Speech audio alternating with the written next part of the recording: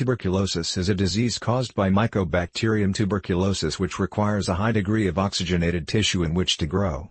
This means that once the bacterium enters the body it usually chooses to grow in the upper lobes of the lungs, liver, kidney and brain.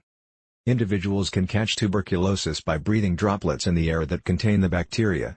These droplets are usually spread when someone with tuberculosis coughs, sneezes, or laughs. Although it's spread through the air, many people need to be exposed to a person for a period of time before catching it. This means that the people who most commonly catch tuberculosis catch it from people they will live with or work with. The one instance where this may not be true is in individuals who have immune-mediated illnesses or diseases which compromised our immune system. Because their immune systems are compromised, such as in AIDS or severe diabetes, their bodies are more at risk for developing the disease more quickly. The very young and the very old are also at greater risk for developing tuberculosis. Those who are malnourished or who smoke or drink excessively will also have a greater risk. Individuals who plan to travel to countries where tuberculosis is at a higher incidence should be aware that this increases their risk of developing the disease.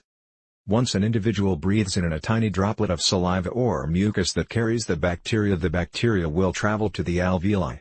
These are small sac-like structures in the air spaces of the lungs. There another cell called the macrophage will swallow up the tuberculosis bacteria.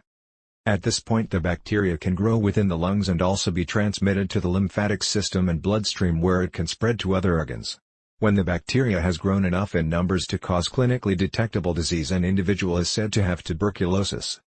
People who have inhaled the tuberculosis bacteria but who have no evidence of active disease are said to have latent tuberculosis. The immune system may have walled off the organism in an inflammatory locus known as a granuloma. These individuals will frequently have a positive TB skin test but will not be able to transmit the disease to others. Tuberculosis is not as highly contagious when compared to some other infectious diseases. Only about 1 in 3 people who are in close contact with a patient who has active tuberculosis will become infected. Unlike other infections, tuberculosis is not passed through contact with clothing, bed linens, dishes or cooking utensils but rather only through droplets which carry the active disease and are inhaled by another individual. Since the 1980s the number of individuals who have been diagnosed with tuberculosis has increased dramatically because of the spread of HIV. Tuberculosis and HIV have a deadly relationship because each drives the progress of the other. Infections with HIV will suppress the immune system and make it more difficult for individuals to control tuberculosis bacteria. As a result, individuals who suffer from AIDS and HIV are many times more likely to get tuberculosis than those who don't.